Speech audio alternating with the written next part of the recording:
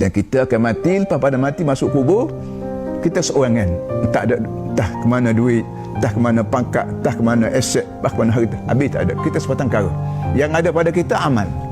Nabi sebut, sabda Nabi SAW, yatba'ul maita ila qabri salas, ahluh wa maluh wa amaluh.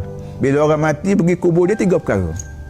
2 perkara balik terus rumah, 1 perkara sama dengan mayat. Yang pertamanya anak buah kita pergi kubur, semua anak cucu semua pergi kubur. 1. Yang kedua harta kita. Orang ada motorkar pergi bawa pergi keluarga ke kubur. Bawa anak, ada motosikal bawa motosikal pergi ke kubur. Satu lagi, 3nya amalan kita.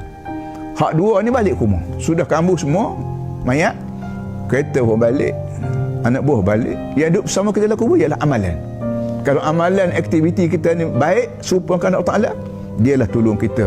Dia akan memberi layanan kepada kita dengan baik. Kalau amalan kita, aktiviti kita tak kena dengan Allah Ta'ala, akidah kita tidak tauhid, harta benda kita cari mengikut rasuah ke, curi ke, samun ke, tipu ke, bayar hutang tak bayar ke. Ini semua ni kerja-kerja begini, inilah yang menyusah kepada dalam kubur. Kita kena lanyap oleh harta kita sendiri, kita dibakar oleh harta kita sendiri.